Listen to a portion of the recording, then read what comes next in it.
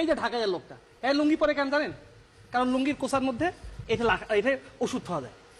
বরিশাল, নোয়াখালী এইসব লোক সবাই গালাগালি করে। মুই তো রংপুরের লোক, মুই কাউকে গালাগালি করো না, কারণ গালাগালি করা তোমার স্বভাবের মধ্যে নাই। মাননীয় সভাপতি, তখন ওই থানগড়ত থাকো, ওই কোচিং করার জন্য আসছু ঢাকা। দেখোছো ওই সিনেমা হল, আনন্দ সিনেমা হলত একটা সিনেমা লাগছে, সিনেমাটার নাম হচ্ছে মেয়েরাও মাস্তান। ওরে বাবা, আগত শুনছুনু বাংলা সিনেমা আছে মেয়েরাও মানুষ, এখন শুনেছো মেয়েরাও মাস্তান। আরে বাবা, মেয়েরাও যে মাস্তান এটা তো ময়মনসিংহের বৈনক দেখলে বোঝা যায়। এই যে মাস্তান, আরে বোন তুই যে এটা এসে বসছিস, এই যে আরেকজন বোন বেল টেপেছে, এত বড় সাহস হয়েছে তোমার করতে থাকি। এতদিন তো ঘরের মধ্যে বোরখা পরি থাকিন না গিল। এই যে তোমরা আসিয়া টেলিভিশনের যে কথা কয়েছেন, এটা কার জন্য কথা কয়েছেন? এটা বেগম রোকেয়ার জন্য কথা কয়েছেন। বেগম রোকেয়া তোমাকে এই সাহস দিছে, হ্যাঁ লিখছে জাগো গো ভগিনী। এর বাড়ি কোনটে?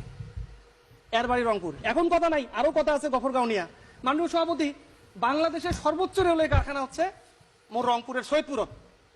অবাক হয়ে যাবেন, ওইটা প্রত্যেক দিন যে বগিগুলা ঠিক করে বেশিরভাগ বগি যায় গফরগাঁও থাকি। একদিন খালি গফরগাঁও যান কেন গেইলে বুঝবেন। যখন এই ট্রেনটা গিয়া গফরগাঁও গিলা গেল, তখন এখানে ধূপ ধাপ শুরু হল। বলে কি বলে এটা গফরগাঁও। বলে কেন? বলে মোবাইল সারাও, ব্যাগ সারাও, কখন এলে নিয়ে দৌড়ি পালাবি সবাই। মাননীয় সভাপতি, এই যে ঢাকাইয়া পোলা এক গান গায়, কয় ঢাকাইয়া পোলা, ঢাকাইয়া পোলা। হ্যাঁ বলে খুব বলে রোমান্টিক, এক গান গায়। রোমান্টিসিজমের হ্যাঁ কিছু বোঝে? লাল রং দেখলেই প্রেমে পড়তে নেই, সব লাল রঙই হৃদয়ের রং নয়।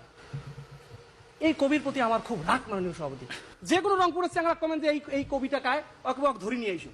কারণ কি? রংপুরের চ্যাংড়া বিশ্বাস করে রং কি হয় হোক, সবগুলো রঙই হচ্ছে প্রেমের রং, এমনকি কালো রংটাও প্রেমের রং। কোন মেয়ে যদি বোরখা পরে যায় মাননীয় সভাপতি, রংপুরের ছেলে কিন্তু তাও ওর প্রতি প্রেমিক, কারণ তুমি প্রেমিক।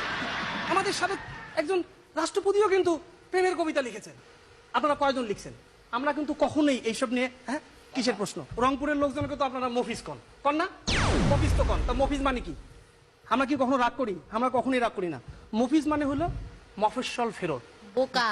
বোকা না, মফস্বল ফেরত মানে এই মফস্বলে বসে সে কৃষি কাজ করবে, দেশটার জন্য কাজ করবে, তারপরে দেশটার উন্নয়ন করবে।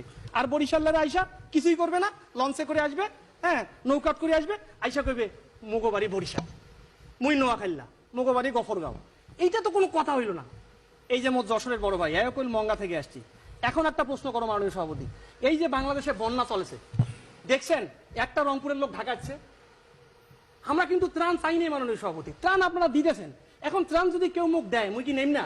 কিন্তু এই ঘটনাটা যদি যশোরত ঘটিল হয়, বরিশালত ঘটিল হয়, নোয়াখালীত ঘটিল হয়, দেখিনি নয় এই সদরঘাটত হাজার হাজার নৌকা সব খালি বরিশাল, নোয়াখালী আর যশোর থেকে আসিল হয়। মানে নিজে যারে বড় বলে বড় সেই নয়, লোকে যারে বড়